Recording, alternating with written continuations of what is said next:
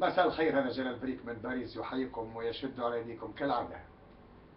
الخطاب هذا مش متوجه للشعب التونسي ومش متوجه لرئاسة الدولة ولا لرئيس الوزراء ولا لوزير الدفاع ولا للآمر العام تاع القوات المسلحة قائد الجيوش الثلاث عاطي زهمو ولد القحبة المجرم والعميل السفاح رشيد عمار صاحب القرناصة.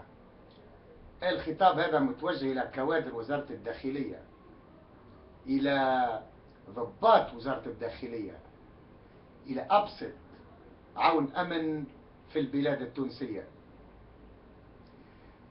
نتوجه بكم كلمة واحدة: يتنحيوا سراويلكم بالفعل وتنبطحوا كي الملاهط قدام اللي يسميوا فيهم السلفيين وهم نهضويين. يتنحيوا سراويلكم برجولية وتقولوا لهموه فينا، ولا تنحيوا لهم سراويلهم هما وتقعدوهم على الفنطة والبوقة ولا السيدة.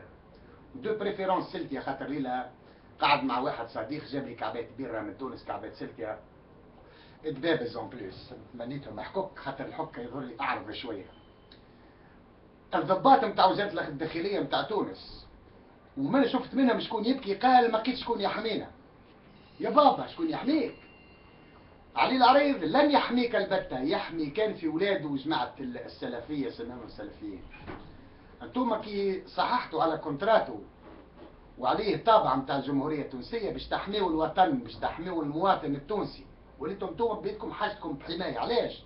ليه ما عندكمش وقاية قانونية، ما عندكمش قرار سياسي يحميكم، بالعكس فما قرار سياسي يخذلكم ويحب يطوعكم. انا سمعت جماعة بوليسية تسكر في البلفيدير يبرتفوا في البلفيدير، جاهم سلفية يحكيوا لي انا، قالوا لي نسلوا فيها الجنيه خذينا روحنا. كيفاش تخاف منهم؟ قال لك خويا انا عندي وليدات.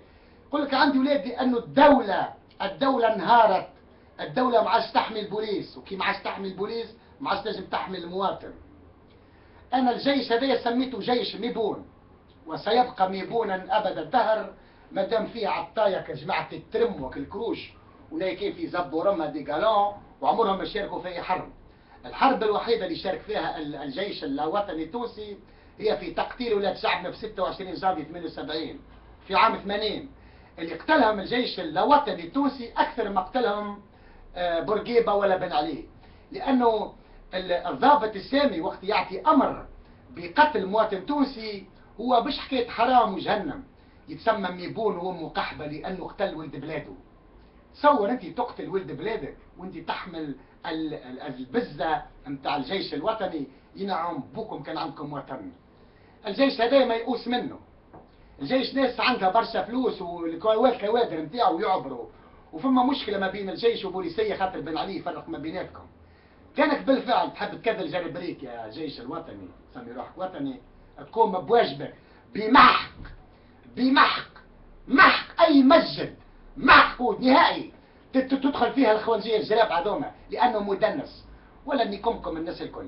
سلام على شعبنا وأنا لا ثورة حتى النصر، وتبول على الباجي قيد السبسي والأمين العام للاتحاد العام التونسي للشغل وكل قيادات الأحزاب اللي سمي روحها معارضة إلا واحد توا أستحي من ذكر اسمه وربما يطلع ماهوش راجل. قاعد نعمل معاه في مفاوضات وقاعد نشوفه يمشي في الخط الوطني صحيح ولا لا.